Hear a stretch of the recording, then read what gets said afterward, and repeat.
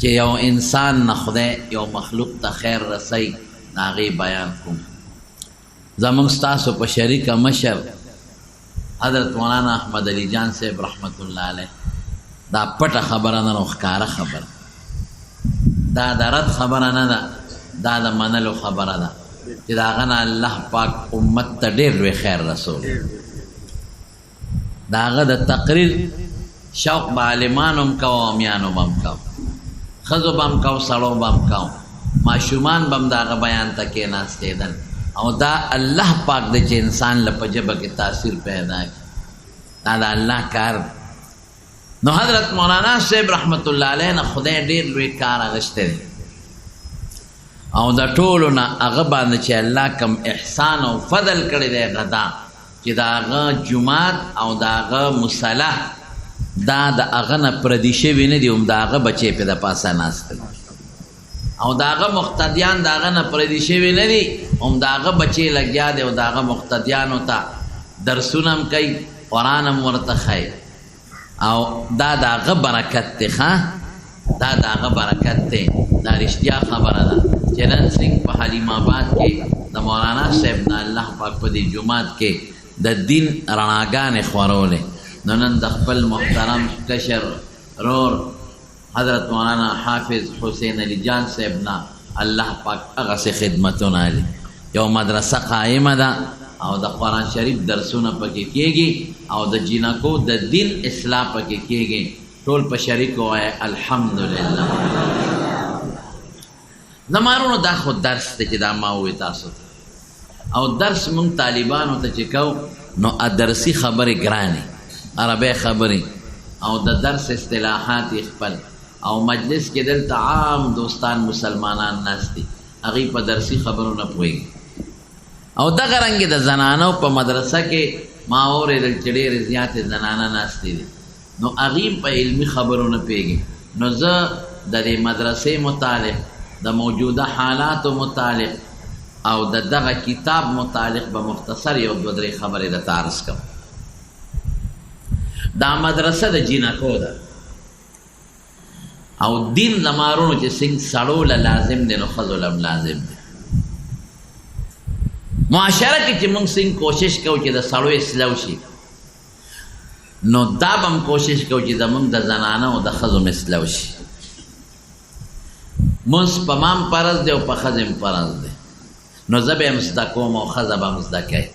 روژه په ما هم فرض ده او په ښځه هم فرض ده.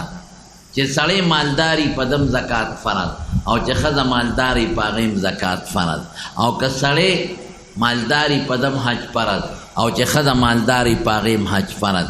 سړی به هم د آرامو نه ځان ساتي، ښځه به هم د آرامو نه ځان ساتي. سړی به مخلوق خدا ته ضرر نه رسوي، ښځه به مخلوق خدا ته ضرر نه رسوي. نو څه څیز دی چې ښځه او سړی پکې د یو بل نه جدا دي؟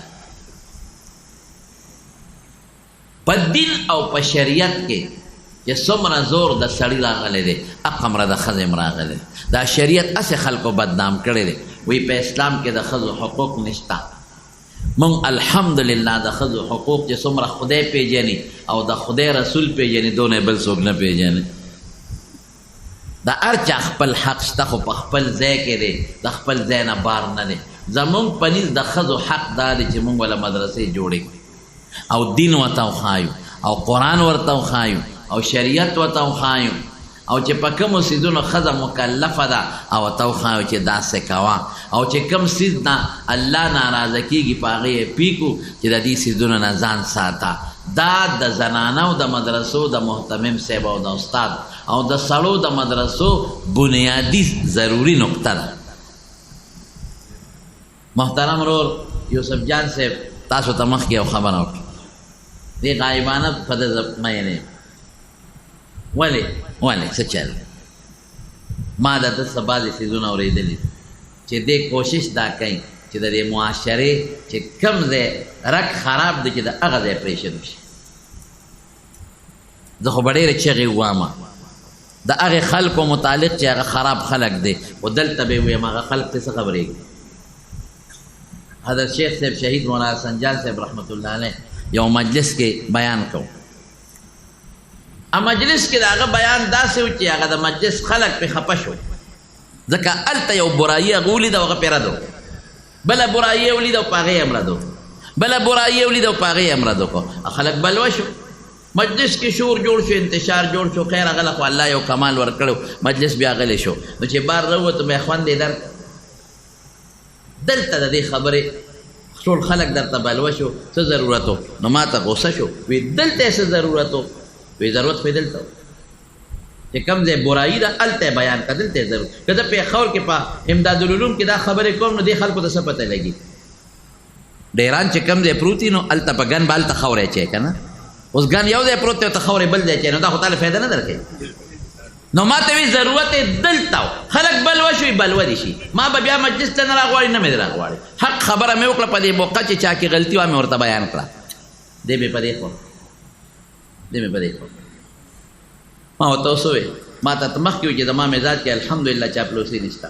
ما ورته مخکې وي مې تاله به خدای په جمدولي جنت درکوي، په پټو سترګو به یې درکوي. هغې وجه څه ده؟ هغې وجه هم دقه ده، مظلوم امت سره ولاړې، چا کې غلطي وي که ملا دی ادې را ټینګ کړی دی او که چېرته کم یو منجور دی نو هغه نه دې هم سربن ایستی دی، ادې هم کلک رانیولی، او چې کم تعویزګر دی نو هغه دې هم د مټه رانیولی دی او ښه مضبوط کمیس تې تیستی دی او دې خلکو ته دې ښولی دی چې دا سړی دی. ما درته وښو که تاسو دې د پاسه وله راځی یم او که نه راځی، او چې چا له ښځې راځي او دغه په نوم باندې د تعویزونو د ساختونو په نوم باندې نو ادې هم سړي ته ښولی دی چې دا بلا شیشک مې راته وښو، درود هم نه وردي او دغه هم نه وردي، امنتو بالله او څه ورته وایي دا هم نه وایي، دعای قنوت هم نه وردي. نو خبره داسې ده زما وروڼو، بنیادي طور اصلاح د معاشرې دا شریعت کوي. زموږ د خلکو شریعت پېژندلی نه دی او چورلټې ملا بدنام کړی دی. زه درته په موجوده حالاتو یو خبره کوم، دا درس وروستو زما هم الحمدلله دا عادت دی چې زم کوشش کوم دا اول د خپل ځان ما کې ډېرې کمې دي، خدای شاهد دی چې ما کې ډېرې کمې دي او زه ډېر داسې ټوټې نه یم، دومره لوی سړی زه نه یم، ډېر کمزور یم او چې خبره کوم نو زه یم اول پرې سوچ کوم چې دا کمې زه خپل ځان کې اول پوره کړم نو بیا به بل ته تاسو ته پته ده زما وروڼو د زنانو خبره ده. یو څو ورځې مخکې دا خبره سیاسي نه ده، ګورې ښه په دې تاسو پوهیم، یو څو ورځې مخکې که ستاسو خیال وي نو په دې اسلام آباد کې یو څو ښځې راوتې دي او مظاهره کړې ده، د جیوز یو څو ښځې دي، تاسو به په دې سوشل میډیا کتلي غټې غټې کتبې پلما وکتل، ما ته دې عبدالقیوم وښودل، غټې غټې کتبې اوچتې کړي دي په لاس کې او په هغې څه لیکلي دي؟ میرا جسم او میرا مو ہے میری مرد، میرا مردی سره به میرا وي. باچا خان دې خدای پاک وبخي پنجاب کې تقریر کړ نو هغه وی میرا قوم، نو قوم خو مؤنث دی، میری قوم پکار دی، نو هغه وی میرا قوم. یو پنجابي په آواز وکړ وی باچا خان قوم مؤنث ہے، نو باچا خان خو په دنیا ګرځېدلی و چې رښتیا خبره هوښیار هم حاضر جواب هم، نو چې هغه ورته وی میرا قوم نو وی قوم مؤنث ہے، نو باچا خان دیکھ ہوا گتونی والا وی میرا قوم مذکر ہے،